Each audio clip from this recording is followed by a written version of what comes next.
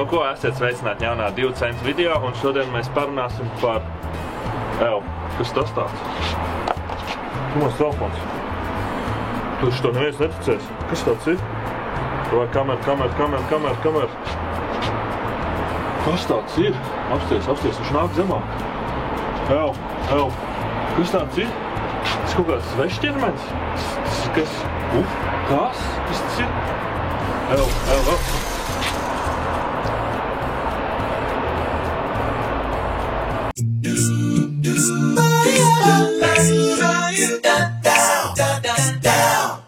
Tieši tā, šodien mēs apskatīsimies vēl vienu veidu, kā mēs varam tikt vaļā no shaky video epidēmijas. Tas ir tad, kad filmētājiem sāk pēkšņi rokas trīcēt, tad, kad notiek kaut kas interesants.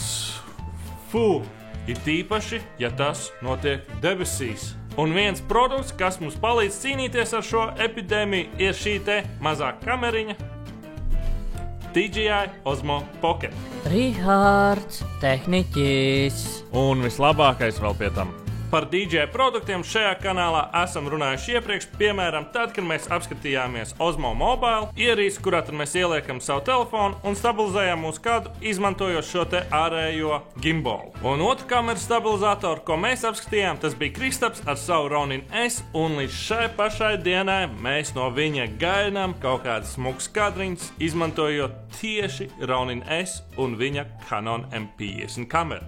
Kristap, kas notiek? Un tad sanāk, ka šī te mazā kameriņa ir tagad DJI jaunā produktlīnija blakus viņa droniem un šiem te stabilizatoriem. Jeb kameriņa, ko mēs patiešām varam iebāzt kabatā, netraucējot vai nu mūsu makam, atslēgam vai pat mūsu telefonām, tātad Osmo Pocket. Bet mums visiem jau interesē šī te mazā aparātiņa features un kā tas strādā. Un vai tas tev dzīvē ir vajadzīgs un vai tas man personīgi patīk. To tad tūlīt noskaidrosim, tāpēc es domāju, ņemam to līdzi, ņemam kastīti un skatāmies, kas tad mums nāk kopā ar šo te mazo DJI Osmo Pocket. Bet pirms mēs to darām, man ir jāatzīst, ka svaigu paciņu šitām te produktam mēs nedabūjām. Jo neviens mums uz to negribēja iedot uz testēšanu. Bet par laimi man ir pazīstams cilvēks, kas daudz ceļo, daudz filmē, un viņš iegādājās šo te mazo Osmo un bija gatavs to man aizdot uz testēšanu arī bez iepakojuma. Tāpēc es domāju, šajā video daļā mums vajadzētu drusku improvizēt, vai ne?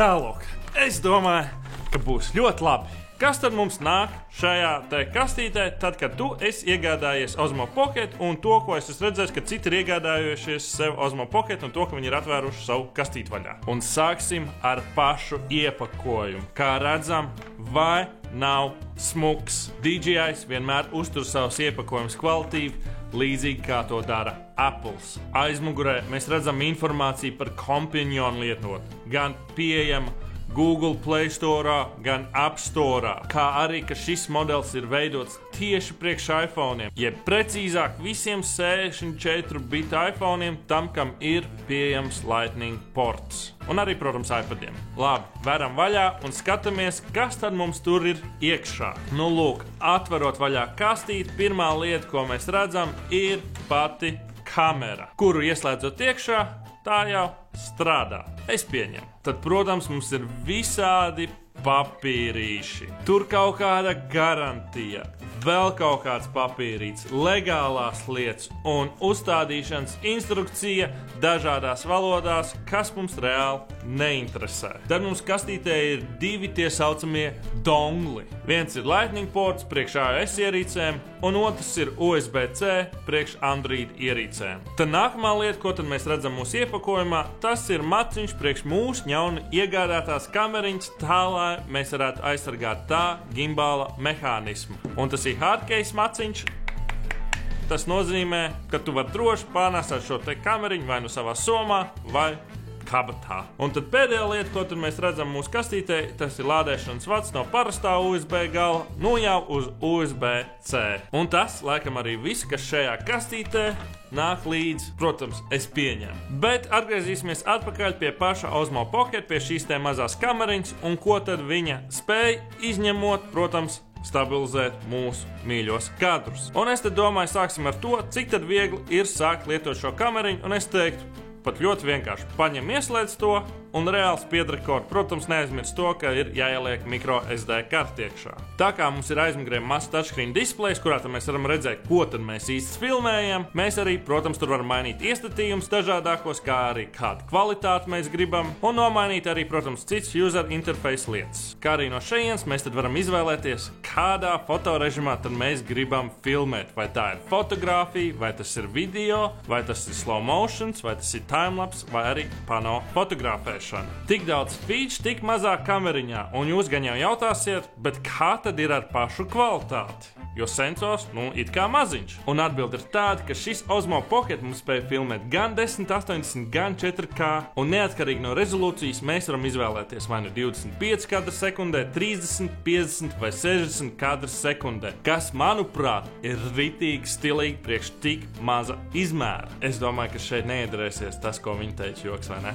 Jā, es to pašu domāju. Un tad, kad mēs esam bateriju pilnībā uzlādējuši, mūsu filmēšanas laiks ir aptuveni 140 minūtes. Tātad mēs varam reāli uzņemt veselu filmu, izmantojot šo te mazo kameriņu. Un tajā filmā būs ļoti stabili kadri. Viena no funkcijām, kas patīk šīs kameras īpašniekam, tas ir slow motion. Un slow motion šī kamera filmē ar 120 kadriem sekundē, kas mūsdienās varbūt neliekās tik impresīvi, jo, iPhone mums filmē ar 240 kadriem sekundē, bet rezultāts mums vienalga izskatās vienmēr dievīgs, un mēs varam uztaisīt tādas seksīgas kadriņas kā šie te. Par timelapsam mums ir divas funkcijas. Viena ir tāda, ieslēdz to, ņem un filmē to, ko tu vēlies, un tad izbaudi savu izveidoto timelapsu, vai otrs veids ir noliec kaut kur kameriņu, atzīmē mums punktu A, punktu B, nospied rekordu, aizēj iedzers pusstundiņu aliņu, un atnāc atpakaļ, mums ir uztaisīts kustīgs timelaps, kas ir šādi te, un uploadojam to internetā un pārdodam to par kaut kādu cachiņu, ne? Lai gan internetā lasīja to, ka GoPro timelapse ir drusku labāks nekā šim te, bet tā kā man šeit nav jaunais GoPro, es to nevaru ne noliekt, ne apstiprināt. Un arī panorāmas fotografijām mums ir divas opcijas, gan parastā desa no punkta A līdz punktam B, gan puslodīt, jeb 180 grādi. Bet viena no manām mīļākajām featurām, kas šai mazai kameriņai ir tas, kā DJI ir optimizējis šo te gimbal. Jo mēs varam filmēt ne tikai šādā veidā, bet mēs arī varam, protams, filmēt selfie modā. Tas nozīmē to, ka mums nav jāuztraucās, kur mēs atrodamies, jo mēs zinām, ka kamera mūs izsekos, ja mēs to noliekam kaut vai uz galda, pieceļamies un skatieties. Ei! Ei! Un man tas liekas ritīgi wunderbā. Bet, ja tev ar to nepietiek un tu gribi kontrolēt šo kameriņu vēl maz drusciņu vairāk, tad, protams, DJI ir parūpējies par tevi, jo viņi ir izveidojuši speciālu telefonu lietotni un to sauc par DJI Mimo. Un tie, kur jau ir saskārušies ar DJI aplikācijām iepriekš, tie jau zina, ka aplikācija būs izveidota pietiekami kvalitatīvi. Savienot šo te kameriņu ar telefonu ir tik vienkārši kā paņemt vienu no šiem te maziem dongliem, tur, kur mums ir konektors, ieslaidot to iekšā, un tad savienot ar savu telefonu, ieslēdzam iekšā kameru, atveram aplikāciju un aidā. Tik šo te setup es neieteiktu turēt aiz paša kameriņas, jo telefons ir smags, lightning ports ir maziņš un fizika ir fizika. Bet paša lietotne, kamēr mēs varam kontrolēt tās pašas lietas, ko mēs varam kontrolēt no kameras, mēs vēl varam, protams, kontrolēt pašu kameras sensoru. Tas nozīmē, ka mēs varam kontrolēt gan white balance, gan ISO, gan shutter speed. Es domāju, tie, kas saprot no kamerām, tiešām novērtēs šo te lietotni. Un vēl viena funkcija, kas ir pašā DJI Mimo, bet nav kameriņā iekšā, tā ir story izveidas iespējas. Jeb funkcija mirstošajiem cilvēkiem, kas grib uztaisīt smukus kadriņus, izmantojot šo te kameriņu, un bez manuālas editošanas. Bet kā tad šī kamera filmē ikdienā un vai tā nodara parastai vlogošanai?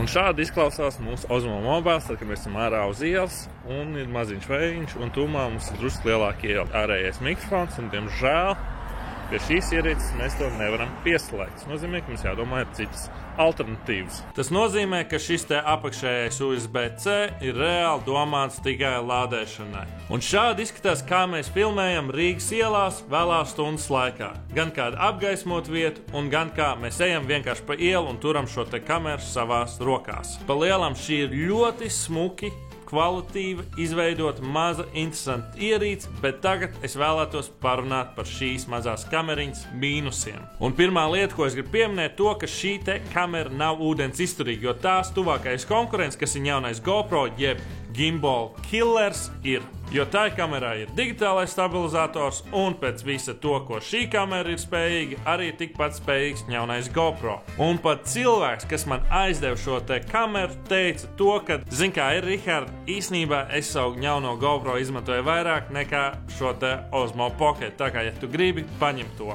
Un otrā lieta, ko es gribu pieminēt, ir šīs te kameras karstums. Jopt vai cik viņa ātri paliek karsta. Es domāju to, ka siltā vasaras dienā uz 4K 60 kadriem sekundē un uz Superfine, ka viņi tur rokās un ārā ir plus 36 grādi, šī kamera vienkārši varētu pārkarst. Tad nākamā lieta, kas man nepatīk, ir šī te uzlāde apakšā, jo mēs nevaram šo kameru lādēt vienlaicīgi un turēt uz galda, jo tad tā nokritīs. Un priekš maniem lielajiem pirkstiņiem šis ekrāns ir par mazu. Jo DJs ir izdomājis ielikt kontrolieru, tā ka mēs varam kontrolēt šo te gimbal, ir caur šo te touchscreen, tā kā ekrāns ir maziņš, man tomēr pietrūks kaut kāds fiziskais joysticks, tā lai es varētu vairāk kontrolēt šo te augšējo kameru. Un pēdējā lieta, kas man nepatīk ar šo kameru, tas, ka mums reāli nav nevienas vietas, kur mēs viņu varam pieskrūvēt pie kaut kāda statīva. Lai to izdarīt, mums ir jāpērk atsevišķi aksesuāri, tas pats, ja mēs gribam, pieņemsim šo te kameru kontrolēt caur Wi-Fi. Ak, šī Apple dongle stratēģija jau ir apnikusi. Bet forša lieta ir tāda, ka mēs arī, protams, varam visu filmēt stabili arī vertikālā formātā. Ejā! Un gal galā, vai es ieteikšu šo te kameru, kas maksā apmēram 360 eiro. Un īsnībā es ieteiktu pagaidīt, kamēr iznāks otrās paudzes produkts šai te kategorijai. Jo tomēr te ir, kā jau teicu, dažas lietas, kas ir jāuzlabo un visdrīzāk tās tiks uzlabotas. Bet tajā pašā laikā reti kāda kamera šajā cenu kategorijā ir tik spējīga kā šī te mazā kameriņa. Un tāpēc man liekas, ka es tomēr paņemšu šo te kameriņu un iemainīšu to pret savu Osmo Mobile Pocket, jo tomēr kvalitāte, ērtums šai kamerai ir daudz lielāks nekā šim te milzanim. Vai šī kamera ir labāka par jauno GoPro? Es nezinu, jo neviens mums to nav atsūtījis notestēt. Bet beigās rezumējot, protams, es ceru, ka mēs beidzot varēsim atvadīties no visiem shaky video, kas mums izskatās šādi, un ar visiem digitālajiem stabilizatoriem vai ar fiziskajiem stabilizatoriem visi mūsu lieliskie dabas fenomeni iztīsies tomēr šādi. Un kā parasti, ja es ticu tik tālu, paldies, ka skatījies. Ceru, ka patiks šis video. Es ceru, ka tev patīk šitā mazā kameriņa tikpat ļoti, cik tā patīk man. Un tad jau tiksimies līdz nākamajai reizei. Paldies!